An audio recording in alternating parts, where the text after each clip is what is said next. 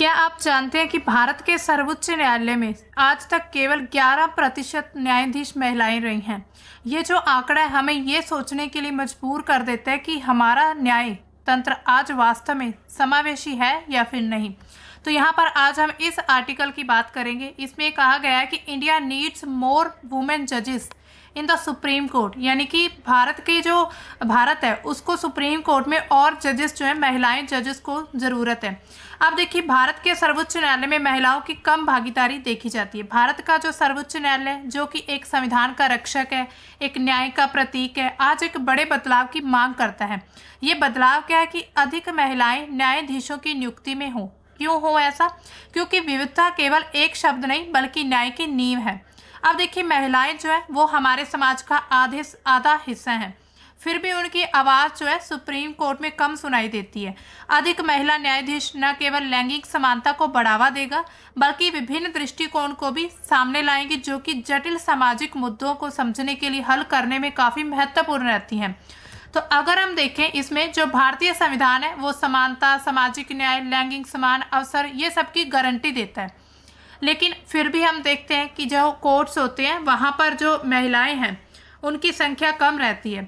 न्यायपालिका, खास करके सर्वोच्च न्यायालय जो है इन मूल्यों का संरक्षक है, यानी कि समानता का, सामाजिक न्याय और जो हमारे फंडामेंटल राइट्स है उनकी एक संरक्षक है, यानी कि रक्षा करने वाला एक संविधान है हमारा। लेकिन ये विडंबना है कि ये स्वयं न्यायपालिका के भीतर ही महिलाओं का जो प्रतिनिधित्व वो कम है, यानी कि एक ऐसी जगह जहां पर हमारे फंडामेंटल राइट्स को, समानता को और समावेशिता को बढ़ावा दिया जाता है, उसी जगह पर जो है समावेशिता हमें नहीं दिख पाती है। तो ये जो हमारा आर्टिकल ये क्या बताता है कि सर्वोच्च न्यायालय में अब तक केवल 11% महिलाएं जो है वो सिर्फ न्यायाधीश बन चुकी हैं, जो कि कुल न्यायाधीशों की मतलब अगर हम टोटल जितने भी जजेस हैं उनका 3.8% है। ये जो आंकड़ा है भारत जैसे लोकतांत्रिक देश, संवैधानिक देश के लिए काफ़ी चिंताजनक है। यानी कि ये हमारे लिए चिंता की बात है कि भारत जैसे लोकतंत्र देश में सुप्रीम कोर्ट में महिलाओं की संख्या एज अ जजेस कम रहती है। अगर हम इसके थोड़े बैकग्राउंड की बात करें कि इतिहास में कौन कौन सी महिलाएं जो हैं सुप्रीम कोर्ट में अपना योगदान दे पाई हैं। पहली महिला न्यायाधीश जो रही है 1989 में न्यायमूर्ति फातिमा बीबी थी, फातिमा बीवी। इसके बाद धीमी गति से महिलाओं की नियुक्ति तो होती रही। अब तक सिर्फ 11 महिलाएं जो है वो न्यायाधीश नियुक्त हुई हैं। प्रेजेंट में 2025 तक केवल एक महिला जो न्यायमूर्ति बी नागरत्ना है वो अभी पद पर बनी हुई है, यानी कि वो अभी भी सुप्रीम कोर्ट में जज हैं। इसके अलावा 2027 में पहली महिला न्यायाधीश जो बनेगी सीजेआई बनेगी, परंतु केवल 36 दिनों के लिए ये अवधि तीसरी सबसे छोटी अवधि होगी, यानी कि इतने कम समय के लिए ये जो अभी न्यायमूर्ति बी नागरत्ना है ये सिर्फ 36 दिनों के लिए ही सीजेआई बन पाएंगी भारत की। इसका अर्थ क्या है कि महिलाओं की नियुक्ति जो है अक्सर न्यायिक सेवा के अंतिम चरण में होती है, यानी कि जब न्याय की सेवा खत्म होने वाली, यानी कि जब रिटायर होने वाले होते हैं सिर्फ तभी उन्हें सेवा करने का मौका मिल पाता है, जिससे उनका प्रभाव और उनका जो योगदान रहता है, कंट्रीब्यूशन, वो कम हो जाता है, यानी कि सीमित रह जाता है। वर्तमान स्थिति में और आंकड़े क्या कहते हैं, सुप्रीम कोर्ट जो है उसमें 34 न्यायाधीश रहते हैं और उनकी संख्या में सिर्फ एक महिला है। आप खुद सोचिए, 34 न्यायाधीश है उनमें सिर्फ एक महिला है, तो यहाँ पर कितनी हमारे लिए चिंता की बात है। हाई कोर्ट में लगभग 780 न्यायाधीशों में महिलाओं की संख्या करीब 13% तक है, जितने भी हाई कोर्ट्स हैं भारत में। अब जो निचली अदालतें हैं, लोअर कोर्ट्स, उसमें 36% तक जो महिलाएं हैं वो प्रतिनिधित्व करती हैं। लेकिन ये आंकड़े अगर हम देखें हमारे संविधान के अकॉर्डिंग इनको कंपेयर करें तो संविधान के अनुसार अभी भी हमें पूरी तरह से समानता या फिर समावेशिता नहीं मिल पाई है। इसमें कुछ प्रॉब्लम्स क्या रहती हैं, महिलाओं को ऐसी जगह क्यों नहीं मिल पाती। इसमें क्या है कि कॉलेजियम प्रणाली जो है वो पारदर्शी नहीं है, यानी कि अगर ये ट्रांसपेरेंट होती तो हो सकता है महिलाओं को भी इसमें आगे लाया जाता। नियुक्ति प्रक्रिया पूरी तरह बंद कमरे की तरह चर्चाओं तक सीमित होती है, यानी कि ये जो जज बनने का जो भी फैसला होता है या फिर सीजेआई बनाया जाता है वो पूरी तरह एक बंद कमरे में जैसे कोई भी फैसला ले लिया जाता है उस तरह से होता है। महिलाओं को प्रतिनिधित्व करने का मौका नहीं मिलता है। नियुक्तियों में जातीय क्षेत्रीय संतुलन को देखा जाता है, लेकिन लैंगिक संतुलन को औपचारिक मानदंड नहीं माना गया, यानी कि जो क्राइटेरिया देखा जाता है उसमें मतलब कि जाति होती है, यानी कि रीजनल बैलेंस चेक किया जाता है, जो भी उनकी जाति है और जो क्षेत्रीय संतुलन कैसा बना हुआ है उसको ही आगे मुख्य न्यायाधीश नियुक्त किया जाता है। लेकिन इसमें लैंगिक समानता को नहीं देखा जाता कि हमने कितनी, भारत में जो इक्वालिटी है, जेंडर इक्वालिटी कितनी है, या फिर हमें इसके लिए क्या करना चाहिए। ऐसी चीज़ें इस कोलेजियम सिस्टम में नहीं हो पाती हैं। अब तक 9 पुरुष सीधे बार से सुप्रीम कोर्ट में नियुक्त हुए, जबकि महिलाओं में केवल एक हुई है, जो इंदु मल्होत्रा 2018 की थी, उनको ये मौका मिल पाया है। ये इससे क्या पता चलता है कि महिलाओं के लिए जो मौके हैं वो बिल्कुल सीमित रखे गए, सिर्फ आप लिमिटेशंस तक ही आगे बढ़ पाएंगी।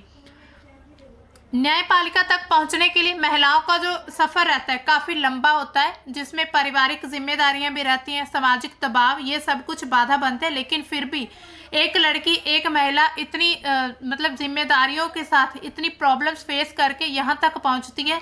लेकिन जब उसे का जो मुख्य न्यायाधीश बनने का जब उसका मौका होता है, जब उसको मतलब ये चांस मिलता है, तब तक उसकी रिटायरिंग एज हो जाती है।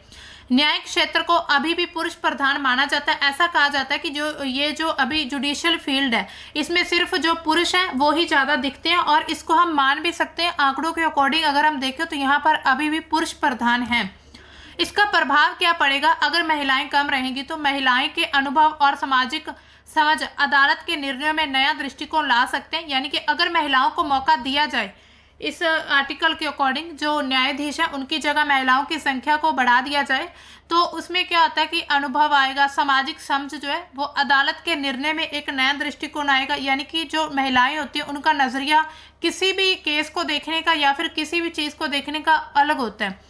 उदाहरण के लिए जो हम देखते हैं यौन हिंसा हो रही है, घरेलू हिंसा, उत्पीड़न जैसे जो कार्यस्थल पर उत्पीड़न होता है, ऐसे मामलों में महिला न्यायाधीश की संवेदनशीलता अलग होती है। यानी कि महिलाएं इन सभी के चीज़ों के प्रति ज़्यादा सेंसिटिव होती हैं, और हो सकता है वो ज़्यादा सही से, यानी कि लड़की अगर मतलब लड़की सही है तो उसके पक्ष में फैसला सही तरीके से लिया जा सके। भारत का जो संविधान है, अनुच्छेद 14 से 16 तक ये प्रावधान किया गया कि भेदभाव रहित समाज की संरचना करना, यानी कि एक ऐसा समाज बनाना जहां पर लड़के और लड़की के बीच कोई भी भेदभाव ना हो। सर्वोच्च न्यायालय अगर इन मूल्यों को स्वयं नहीं निभाता है तो जनता में विश्वास कमजोर होगा।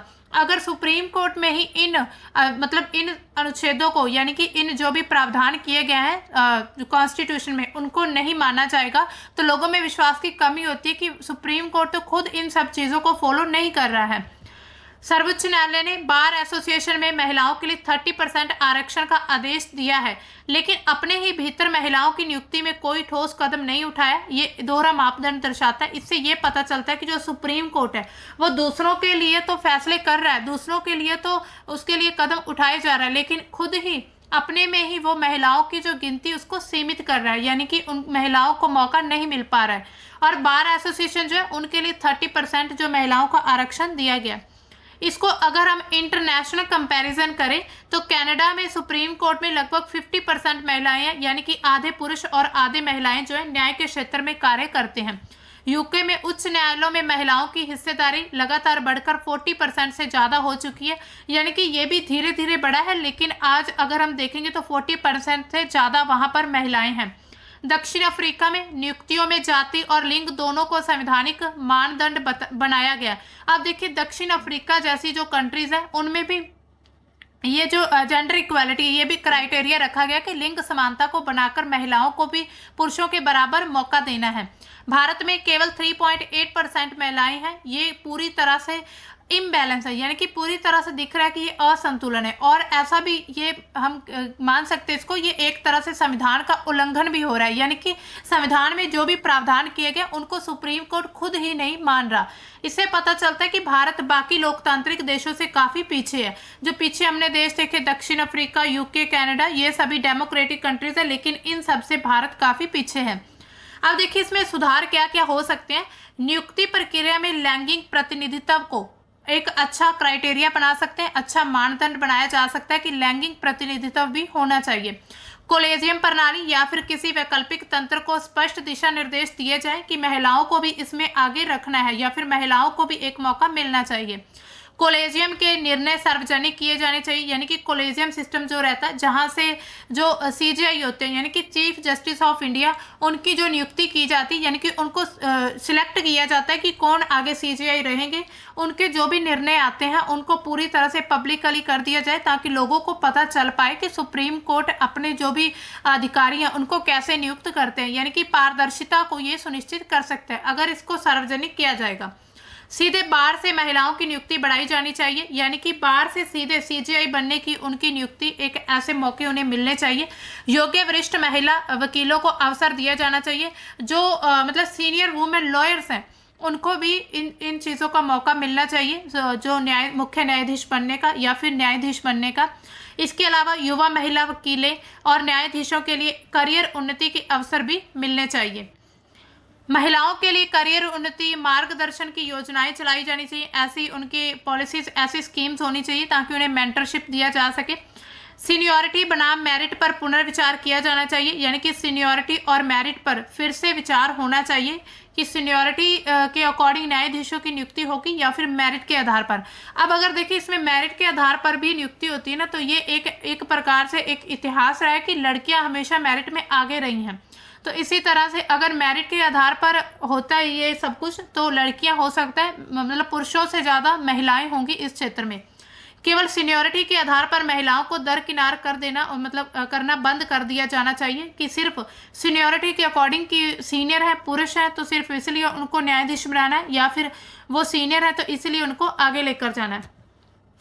अब देखिए इससे हमें क्या पता चलता है कि जो भारत का सर्वोच्च न्यायालय अगर संविधान की आत्मा है, न्याय, स्वतंत्रता, समानता, बंधुत्व का वास्तविक संवाहक बनना चाहता है, तो उसे पहले अपनी संरचना में महिलाओं के लिए प्रतिनिधित्व को बढ़ाना होगा।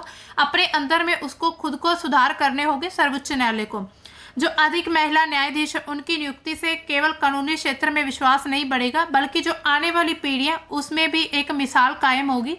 ये समय होता है कि हम योग्यता को लिंग से ऊपर रखें और एक ऐसी न्यायपालिका का निर्माण करें जो वास्तव में भारत की विविधता को दर्शाए। यानी कि अगर इसमें मेरिट बेस्ड सिस्टम चलता है तो उसमें क्या होगा, महिलाएं आगे आएंगी, यानी कि उनकी योग्यता से वो आगे बढ़ पाएंगी।